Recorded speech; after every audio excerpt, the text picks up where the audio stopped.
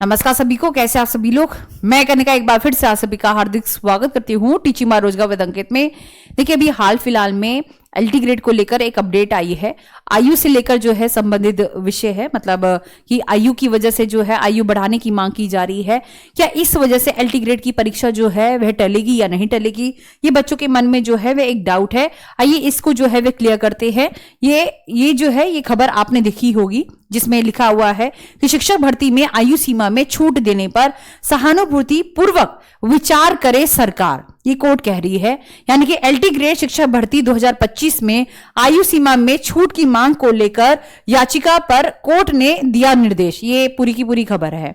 मतलब ये कहा जा रहा है कि जो इलाहाबाद हाई कोर्ट है, उन्होंने सरकार से मांग की है या सरकार से कहा है कि जो एलटी ग्रेड शिक्षक भर्ती है 2025 की, जिसमें कुछ अभ्यर्थी जो है इस वजह से जो है फॉर्म नहीं भर पाए क्योंकि उनकी जो आयु सीमा है उसमें छूट नहीं दी गई थी, है ना, और वो मांग कर रहे थे छूट की। कारण ये है क्योंकि 2018 में जो है पिछली भर्ती आई थी और बीच में कोविड आया, और जिस वजह से जो है उनकी उम्र जो है वह बढ़ गई। अब इस वजह से एलटी ग्रेड परीक्षा के ऊपर फिर से जो है वह याचिका डल गई है। अब बच्चों के मन में ये सवाल है कि इस समय पर, मतलब जब पेपर जो है एकदम यूं कह लो कि मोड़ पर है, 6-7 दिसंबर जो है, मतलब 6 तारीख से जो है वह शुरू हो जाएगा, 6 दिसंबर से। इस समय पर ये बातें चल रही है, तो क्या मतलब ये स्वाभाविक चिंता है अगर हम बात करें कि इस समय पर अगर ऐसी बातें चल रही है तो क्या एलटी ग्रेड की परीक्षा भी टल जाएगी या इसके ऊपर क्या जो है वह प्रभाव पड़ेगा। देखिए, ये बहुत मुश्किल है कहना कि एलटी ग्रेड की जो परीक्षा है वह टलेगी, क्योंकि कोर्ट का उद्देश्य ये है कि इनके ऊपर भी जो है विचार करना चाहिए। और ये पहले भी हो चुका है, ऐसी बात नहीं है कि अब हो रहा है, ये पहले भी हो चुका है ना। बहुत बार ऐसी चीजें जो है वह चलती रहती है, लेकिन बहुत मुश्किल है कि परीक्षा जो है वह टलेगी।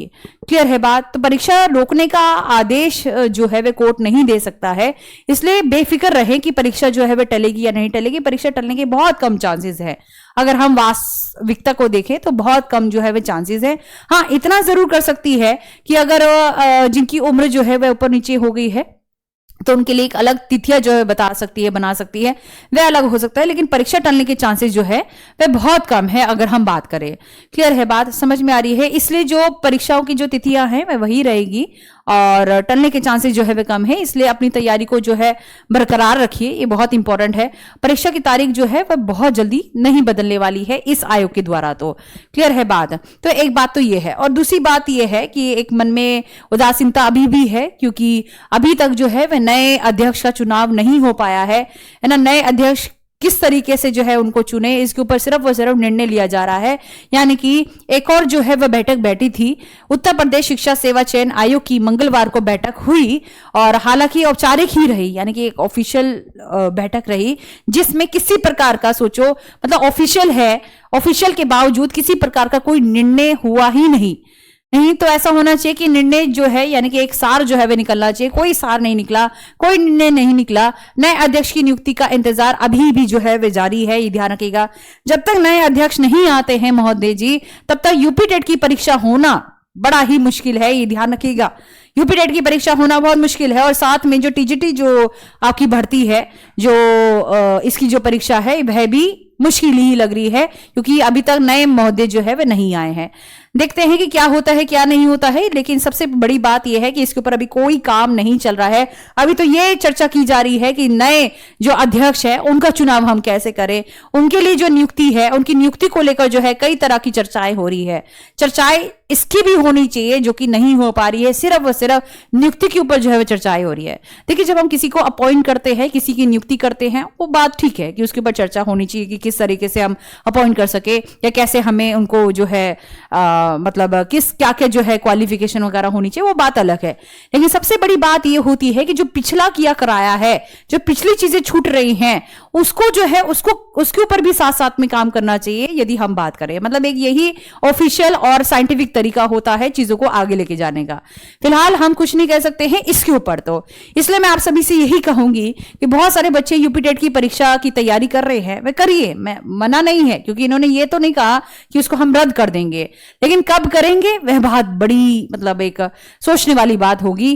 तो इसलिए यूपी टेट के लिए जो है वह तैयारी करिए, लेकिन ऐसे बच्चे भी बहुत हैं जो मैं देख पा रही हूं कि जिन्होंने यूपी टेट भी नहीं किया है और सी टेट भी नहीं किया है। तो ये समझ लीजिए कि यूपी टेट होने के चांसेस कम हो जाते हैं। है ना ये, और होगा भी तो सालों सालों बाद होता है। सीटेट जो है इस साल एक बार, पिछले साल जो है वह एक बार हुआ, तो अब जो है सीटेट की परीक्षा होगी और इसकी तिथि जो है वह निर्धारित कर दी गई है। और ये मत सोचिएगा कि ये पोस्टपोन होगी या ये टाल दी जाएगी, ऐसा नहीं होगा। तो सीटेट की परीक्षा होगी, उसके लिए जो है वह जरूर तैयारी करे। अगर किसी बच्चे ने जो है वह सीटेट पास नहीं किया, क्योंकि सीटेट एक ऐसा एग्जाम है जो आपका यूपी में भी चलेगा, और सीटेट एक ऐसा एग्जाम है जो आपके पूरे के पूरे राज्य में या फिर पूरे के पूरे केंद्र सरकार का ही एग्जाम है ना। तो ये सारी जगह जो है वह चलेगा, ये ध्यान रखिएगा, इक्का दुक्का को छोड़कर बाकी सारी जगह जो है चलेगा। इसलिए मैं आपसे यही जो है वह बात कहूंगी कि आप इसकी तैयारी जो है, सीटेट की तैयारी जो है वह जरूर करिए। इसके लिए हमारी क्लासेस वगैरह भी होती है, चाहे तो उसको भी देख सकते हैं। और एलटी ग्रेड चूंकि अब लास्ट समय पर जा रहा है और इस समय पर अच्छी रणनीति की जो है वह जरूरत है आप सभी को, और एक बेहतर प्लानिंग के साथ जो है वह उभर के आइए, क्योंकि फिर जाने फिर कब एलटी ग्रेड जो है वह परीक्षा होगी या नहीं होगी, है ना, कुछ कह नहीं सकते हैं। तो इसलिए तैयारी जो है अपनी कायम रखिए। नमस्कार।